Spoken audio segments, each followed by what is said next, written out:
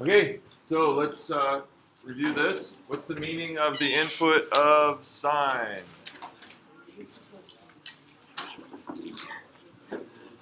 Lucky winner. Meaning of the input of sine. Josh, back there. What's the meaning of the input of sine?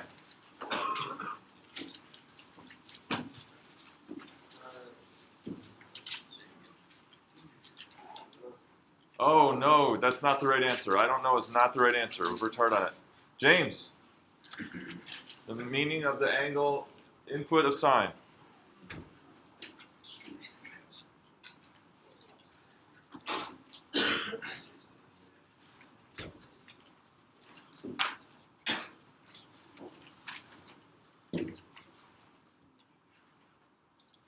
We hammered this. Cody.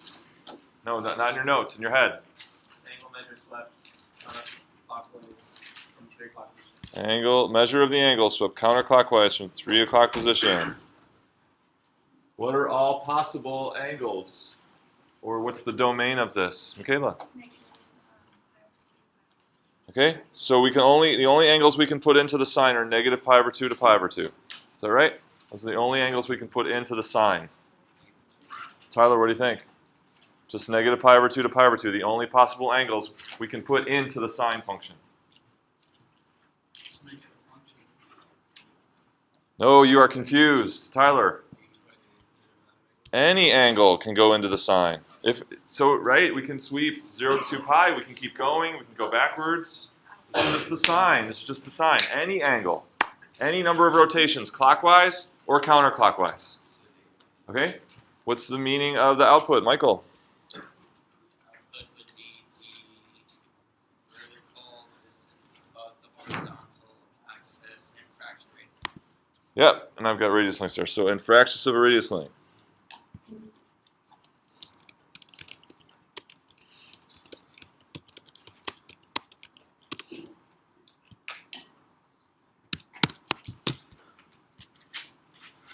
Yep, the vertical distance with the horizontal diameter to the circle as a fraction of the radius length. What are all possible outputs? Britton.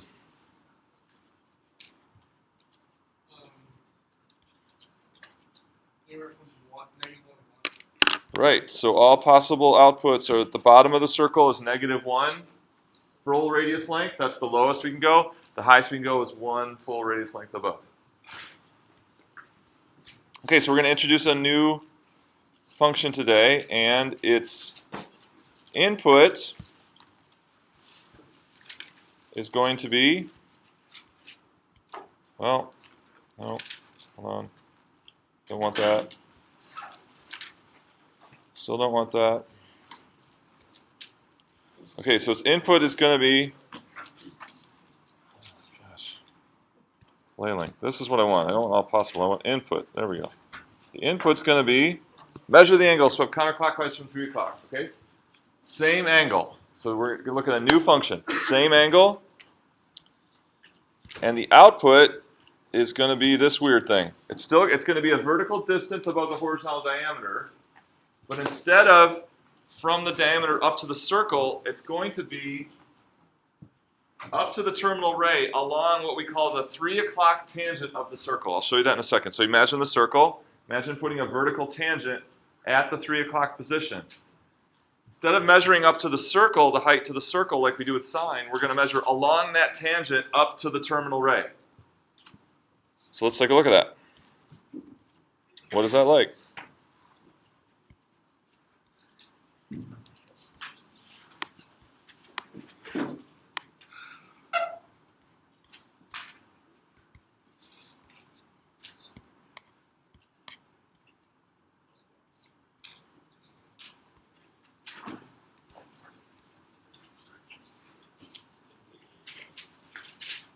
So we're going to sweep the same angle as before.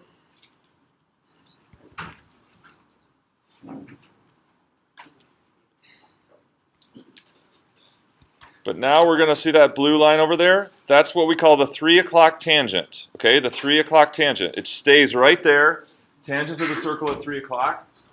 We're going to measure that vertical distance like sine, but along that tangent up to the terminal ray in radius lengths.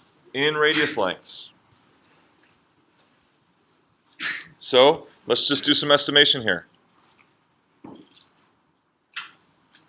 What's the value of that quantity?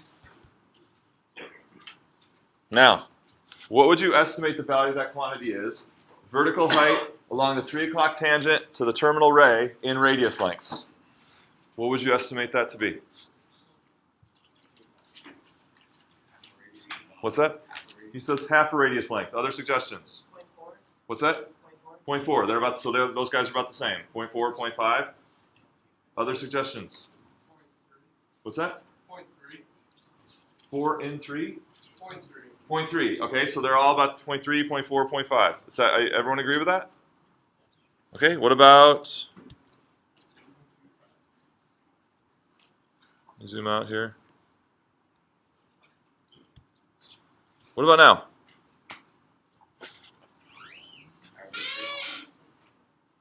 What do you estimate the value of that quantity is? The height above the vertical diameter to the terminal ray in radius lengths. What would you estimate? Fahia, what would you estimate it to be right now?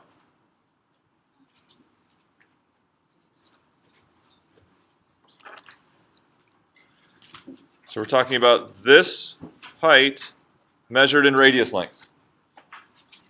What would you estimate? 1. She's saying that blue line is about 1 radius length. Rainy, what do you think? She wants 2. Danny? Does not exist. That distance doesn't exist. From here to here, that does not exist. What do we think? Matt? 1.5. How many radius lengths make up this length right here? It's about 2, right? It's about 2. So if you think about this radius length right there, that would be about here. So this is about 2 of them.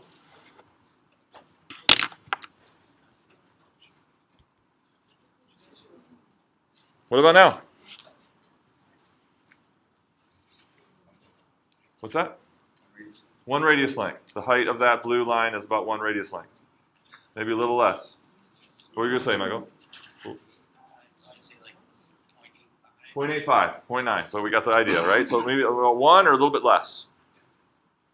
Okay, so now, right now I've got the radius at about 0.7. It doesn't matter what it is. So this is our radius. And let's call this just h, because it's a height. So how would we get it the value exactly? We've been estimating just to get a feel for what the quantity is. How would you get that number exactly, given that this is r, the radius is r, and right now that height, so this is in feet, okay? Say r is measured in feet, and we got h in feet. How would you calculate that quantity? How many radius lengths we are up to the terminal ray on the 3 o'clock tangent? What would you do? What calculation would you do? Talk to the person next to you. What calculation would you do to get the number of radius lengths that h is to the terminal ray?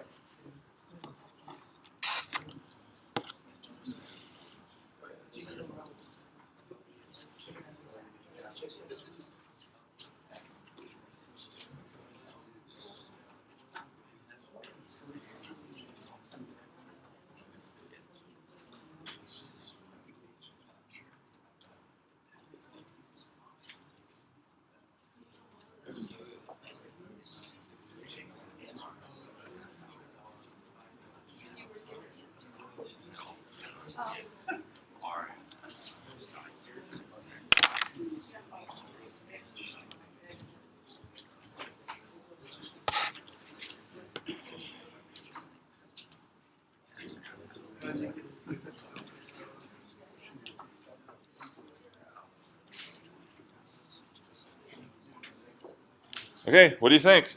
Should be easy. What calculation would we do to get how many radius lengths that is? Yeah. Nope. Nothing to do with the Pythagorean theorem. Yeah. R over H. R over H. That would give us how many radius lengths it is. Agree? Maybe let's do different. Let's do this example back here again, where we said.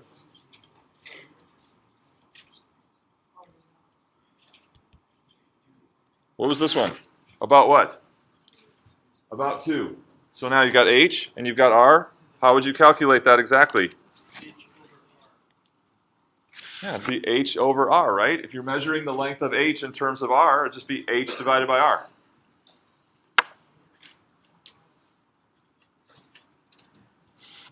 That number, H divided by R, would be about 2.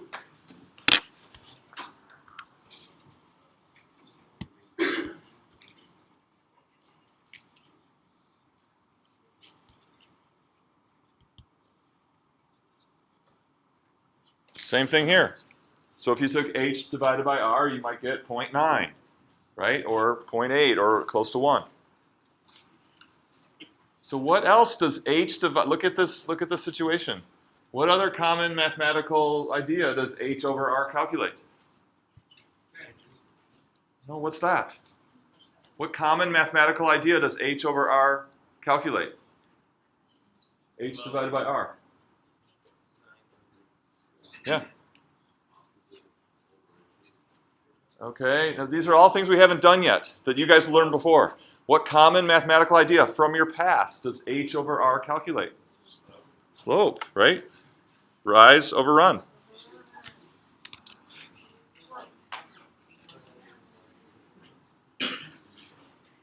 So this calculation, H over R, can have 2 meanings. It can mean how many radius lengths we are up to the terminal ray along the 3 o'clock tangent. It can also mean the slope of that terminal ray. So that's going to be another meaning of the output of this function. So where's my... There it is.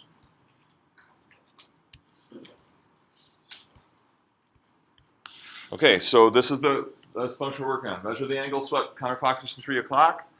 And then 2 possible output meanings, but they're the same value.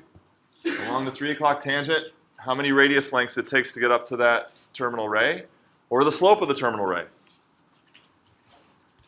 Okay, so let's see what this graph looks like.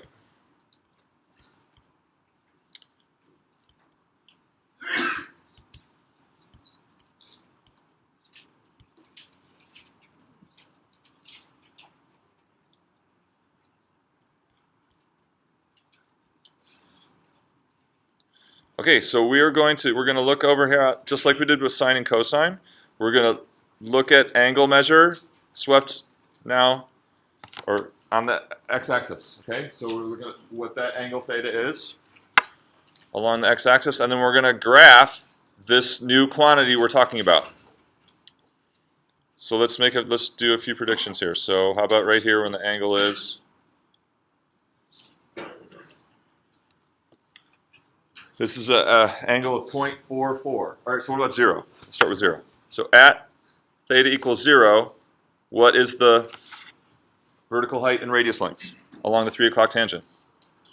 0, right? So we got 0, 0.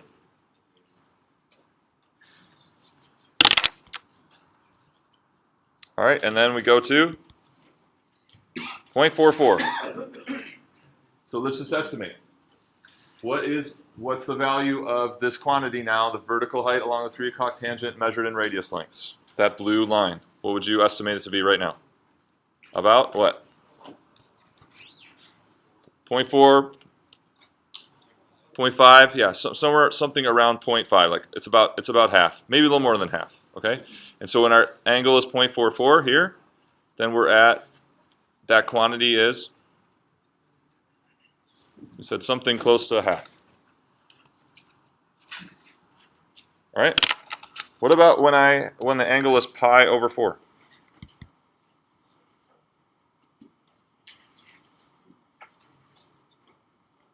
Does that look about splitting it in half? Splitting the first quadrant in half? Pretty close. How many radius lengths up are we to the terminal ray? What's the slope of that terminal side? 1, right? And we could get it exactly by taking that length, whatever it is, divided by that length. So we got a point here for this angle of pi over 4. We got another point. Okay, let's keep going.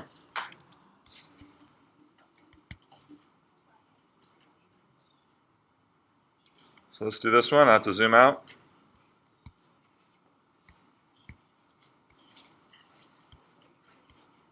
All right, so now I'm at 1.19 radians. That's something around pi over 3.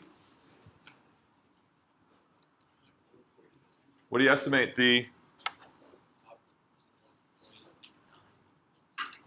how many radius lengths up are we? 2 point something, right? Maybe? 2, just a little more than 2. Looks like here's 1 radius length. There's another, maybe 2.5.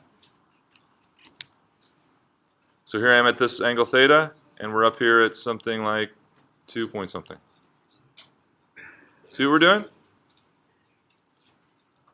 So we're putting the angle theta on the x-axis like we've always done, and then we're tracking this quantity, what it does. So what happens when, as I keep increasing this angle, what happens to that number of radius lengths? How much will it increase?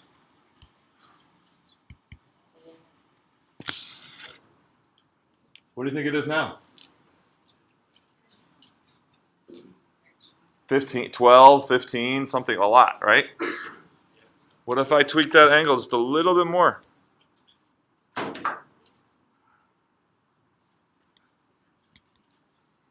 I knew I'd do that. Dang it. Just want one more. There we go. What's happening as we get closer and closer to pi over 2? So now it's something like it's dozens and dozens, like maybe 40 or something, or 30. What happens as we get really, really close to pi over 2? We're talking about this distance, this quantity, this distance. Imagine it can get as big as you want, right? The closer and closer you get to pi over 2, in order to catch up, that blue length is just going to get really, really, really long. So and then what about at pi over 2? We're just going to parallel lines, right? It's never going to hit it. So that at pi over 2, it's undefined. We'll never reach the terminal ray. Okay, so what's happening here is that height, that height there. What's pi over 2?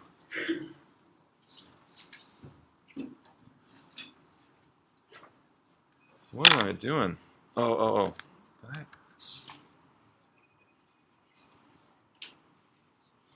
What happened to my plot? Did this get changed?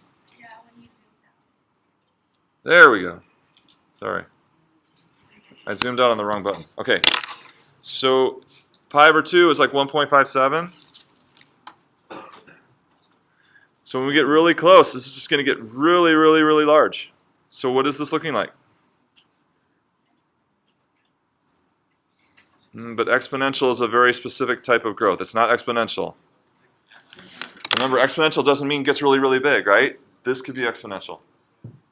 Exponential means you keep multiplying the output by the same number over and over again. This is different than that. Okay? But it's going to get large, and then when we get to pi over 2, it's not going to exist. It's going to try to be infinity. It's going to take infinity for it to reach it. It'll never reach it. What's going to happen then, as soon as I go past pi over 2? What's going to happen to this vertical height above the horizontal diameter? Start to decrease? You've got to think about this.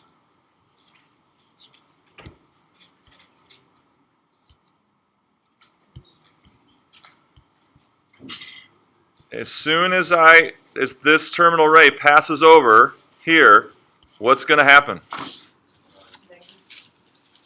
So we want to stay on the 3 o'clock tangent. Where's the 3 o'clock tangent going to intersect that when that terminal ray turns into the second quadrant? Where's it going to intersect? Yeah, so we'll have to extend our terminal ray down into the 4th quadrant. And so suddenly, it will jump to a big negative number because we have to extend that terminal ray down into the fourth quadrant in order to find where the 3 o'clock tangent hits it. So as soon as we move past pi over 2, we're going to get a big negative number. And then what's going to happen from there?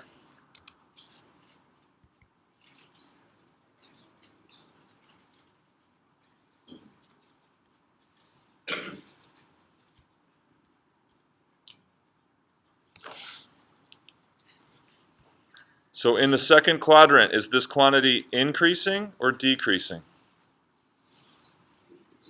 Is it increasing or decreasing?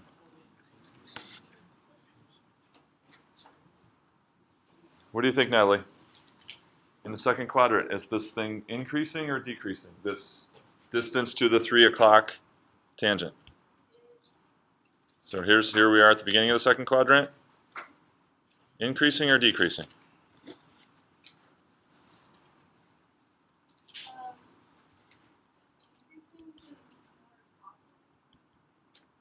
Are they positive values?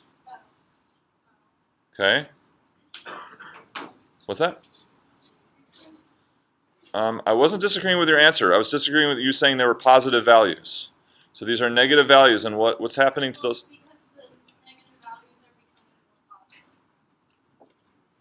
They're not positive, though, so they're becoming less negative, right? Less negative.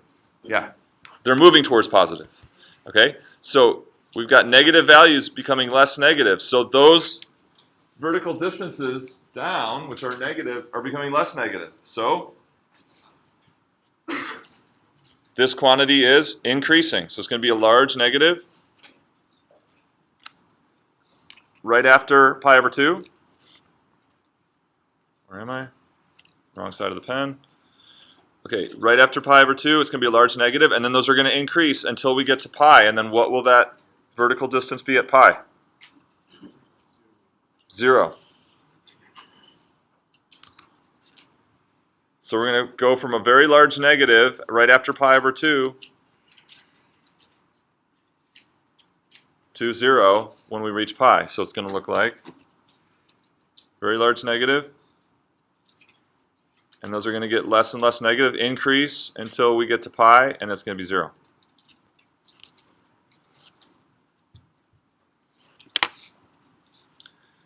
Okay, in the third quadrant, will these values be, how will we measure to the 3 o'clock tangent in the third quadrant? Yeah, so we got to extend that terminal ray back into the first quadrant. And what do we see? So those values are going to, the values of the distance, increase. From what to what? Well, that's the angle. So as the angle increases from pi to 3 pi over 2, the vertical distance to the 3 o'clock tangent will increase from what to what? 0 to infinity, just like the first quadrant. You see that? So here it is. Sorry. As the angle extends from pi to 3 pi over 2, the distance to the 3 o'clock tangent increases from 0 to infinity.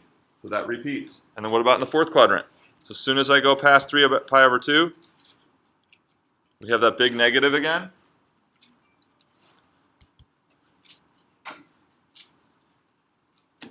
And then it'll decrease or increase up to 0.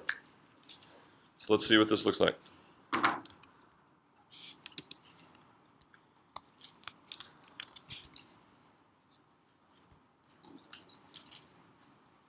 No, let me see it revealed. Okay, so here we go.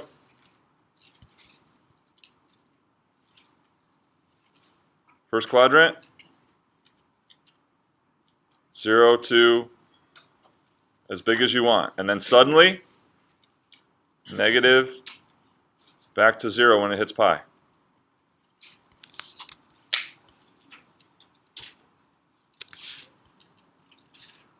Third quadrant, from 0 to as big as you want.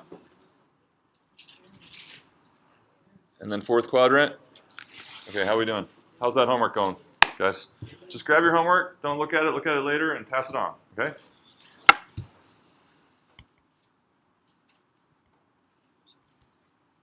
Okay, in the fourth quadrant, we've got it starts at a very large negative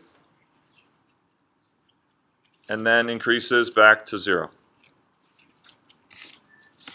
So if we track this vertical distance or the slope of the terminal ray, vertical distance along the 3 o'clock tangent, and we make one rotation around the circle, this is what we get. This is what we get as we make one rotation, 0 to 2 pi of angle. So what's the period? What's the period? 2 pi, I heard. What do you think? What is the meaning of period? So who can tell me what the meaning of period is? What's the definition of period?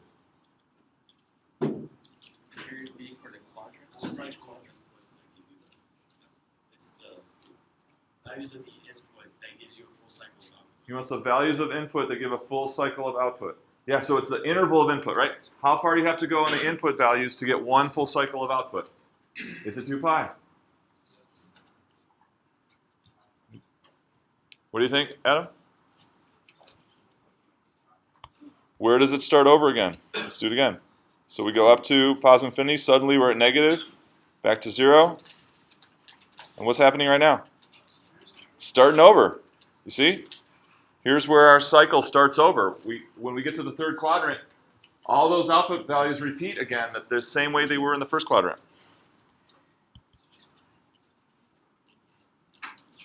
Period is? Pi. Period's pi. What are all possible inputs? Okay, so can we put in all possible angle measures like in sine? Can we do all possible angle measures?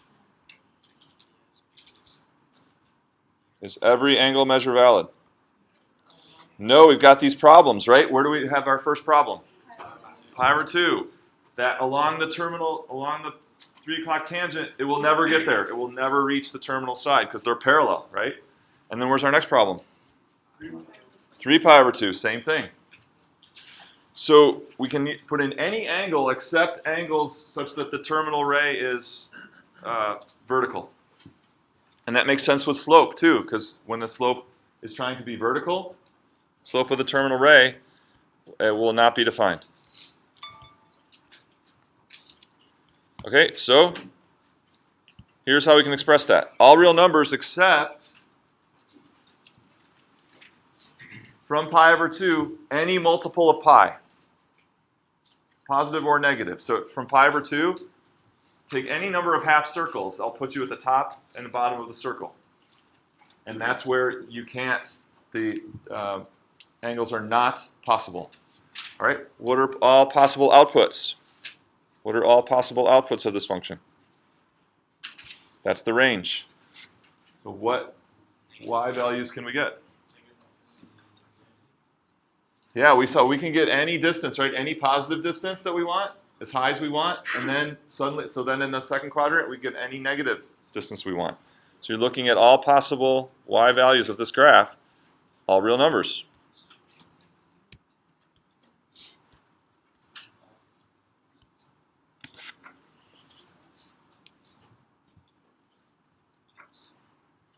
Okay, so some of you know what this is called. What function is this? This is tangent. It's called the tangent function. Why? Because it's measuring the vertical distance to the terminal ray of the angle along the 3 o'clock tangent. Along the 3 o'clock tangent. That has the same value as the slope of the terminal ray. So both meanings are possible.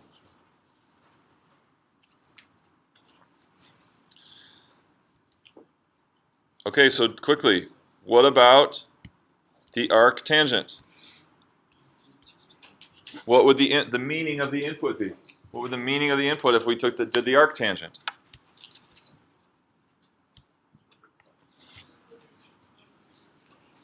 What's that? The vertical distance on the horizontal diameter, terminal side along. Okay, so this one, right? So it'd be either one of these. It'd be either one of these. And so we're going to go with, so for arc tangent, we'll go with slope, okay? Slope of the terminal ray of the angle. But it's also this, because these are the same value. All right? What are possible inputs? Yeah, we could have any slope, right? Any slope is possible. If we get the right angle, we can get any positive slope and get any negative slope. Okay, meaning of the output. Measure the angle up from 3 o'clock. What are all possible outputs? What are all possible outputs? So we have this problem where to make it a function, we need to pick. We need to pick a range of angles such that every single slope is mapped to exactly one angle. So what range of angles should we pick so that every slope is mapped to exactly one angle? So every slope means all infinity slopes, right? All the way from negative infinity up to positive infinity. We need a range of angles, an interval of angles that gives us just one slope. So it's going to be the same as, so if we looked at negative angles, we'd have something like that. Asymptote.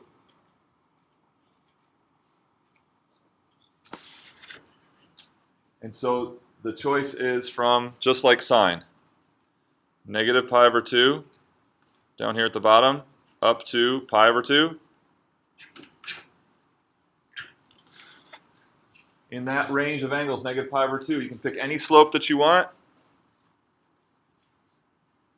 and you get just one angle in return. Any slope returns just one angle in that range, from negative pi over 2 to pi over 2. What about negative pi over 2 and pi over 2? Do we include those endpoints or not? No, because that's where the slope is undefined. So our range is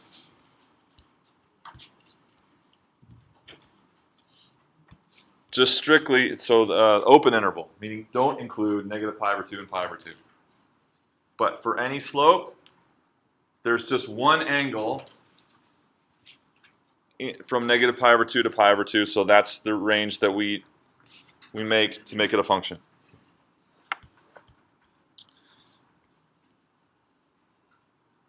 Okay, so get your calculator.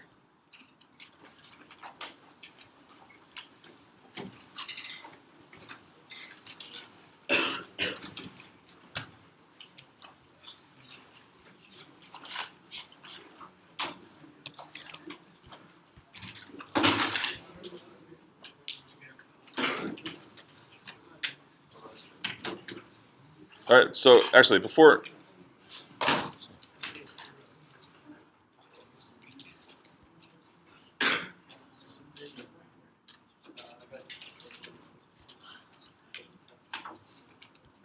no calculator, actually, so no, hold on to your calculator, just don't use it for this question. What's the tangent of 7 pi over 4? I'm showing 7 pi over 4. What would the tangent of that be, that angle? Tangent of 7 pi over 4. So what's the meaning of tangents? What's the meaning of tangents? Vertical distance to the terminal ray measured in radius lengths. So at 7 pi over 4, we're looking at this length in radius length, or the slope of the terminal ray. What would that be? Tangent of 7 pi over 4. Yeah. Negative 1, right? Negative 1. How many radius lengths are we to the terminal ray at 7 pi over 4? Negative 1, right? It's negative, it's down below, and it's 1 radius length. What is the arctangent of negative 1? So what we're talking about here is the arctangent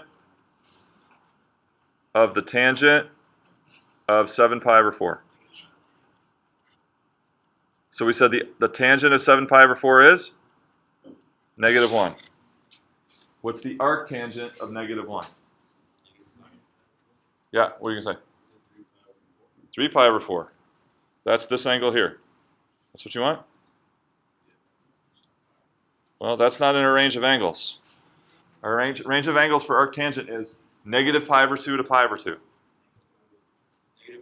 Yeah, lots of you are saying it.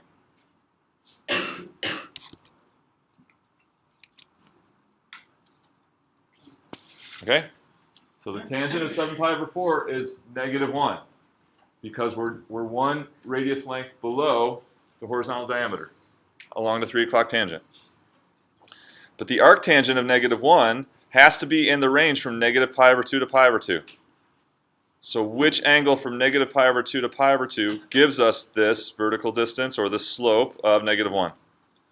-pi over 4.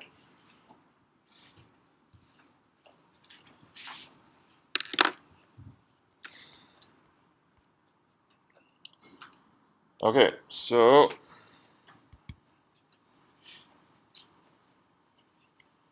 let's look at this another way here. So we said that for any circle's radius, so it doesn't matter what the radius of the circle is, we could take that height, say in feet or centimeters, whatever it is, divided by the radius, and that would be tangent, right?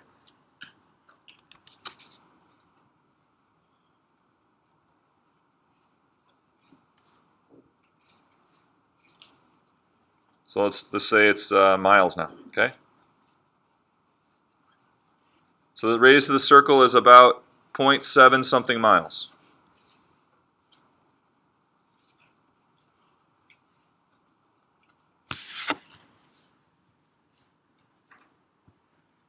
And we have r as the radius of the circle in miles. So let's talk about, last time we introduced this,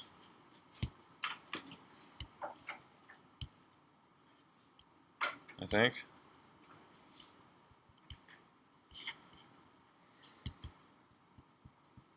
I want it here. There we go, that's what I want.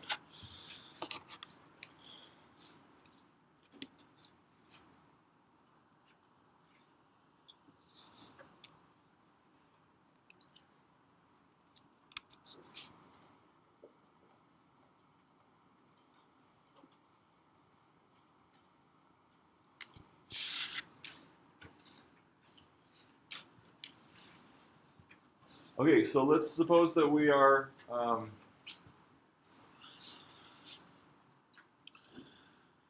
do I go with this? So this then is r miles, right? Suppose, right? So now we're talking about traveling around the circle. Okay, we're talking about traveling around the circle. Say that at this point we stop and we're x miles to the right of the vertical diameter, and we're y miles above the horizontal diameter. Okay?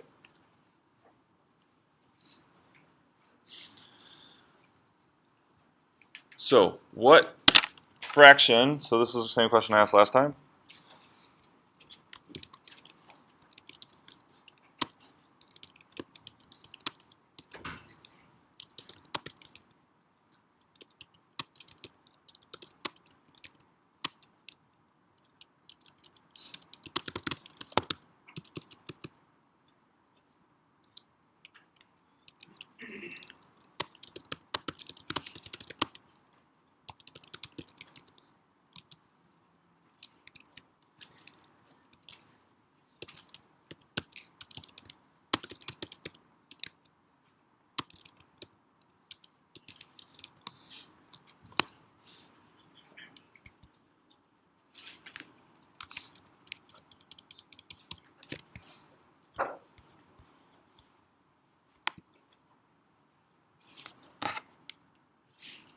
Okay, what fraction of the radius length is our point, or our location, say, right here, to the right of the vertical diameter, first of all, and I want you to represent that in 2 ways. And then above the horizontal diameter, and I want you to represent that in 2 ways. Do you know what's going on? So this is kind of review from previous stuff. So how could you represent how far this point is to the right of the vertical diameter in as a fraction of the radius? Represented in 2 ways. And then how high up are we as a fraction of the radius? Represented in 2 ways. Go. Important question. Everyone should be able to answer. All these dimensions are miles. So the radius of the circle is r miles. This is where x miles to the right, y miles above, and then this is h miles. This would be a fair test question. Could you do this? This would be a fair test question for today.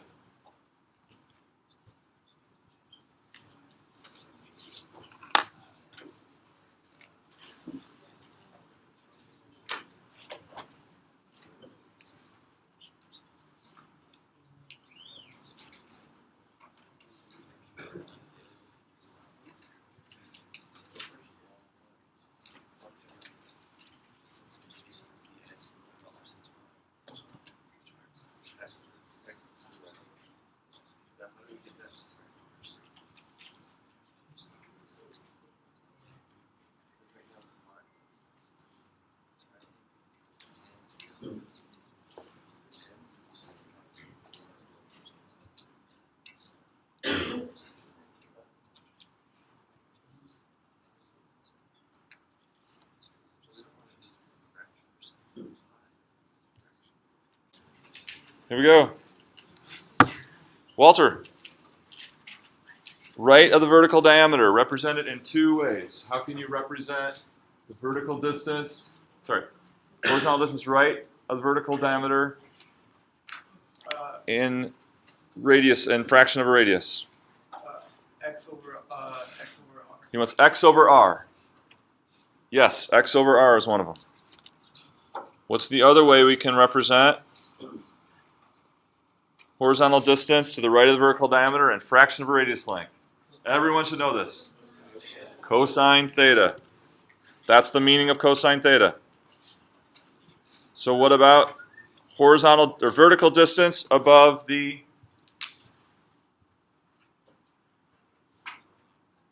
horizontal diameter? Vertical distance.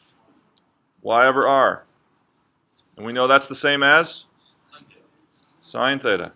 This should make sense. This should make sense. And we have a new meaning. Tangent of theta is what? Tangent of theta is, Y over X. okay, y over x. Any other way to do it? Sine theta over cosine theta. But using miles, using what we have in the picture. Measuring that blue vertical height as a fraction of the radius. H over r. That's what that was the first thing we said, right? If you want to measure how tall this is in terms of the radius, you take h over r.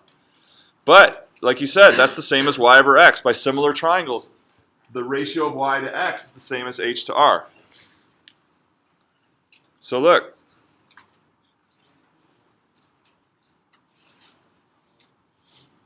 There's a really bad triangle. It's the worst triangle I've drawn all day. Okay? So if this is theta, then that x, we can call that the adjacent side. X is the adjacent side. And y is called the opposite side of the angle. It's across the triangle, opposite. And that radius of the circle is our long side of the right triangle, so hypotenuse. So based on these meanings here, cosine theta is the fraction of the radius that we are horizontally from the vertical diameter, x over r. So it's also adjacent, x over r, adjacent over hypotenuse. Sine theta is the fraction of the radius that we are up. What is that? That's y over r. In other words, opposite over hypotenuse. There's a reason why these ratios exist. Because they're still calculating fractions of radius length. Right? They're still calculating fraction of radius length, whether it's horizontally or vertically, or now, same thing with tangent. What fraction of the radius length is this? Well, it's the same ratio as y over x, so that is opposite or adjacent.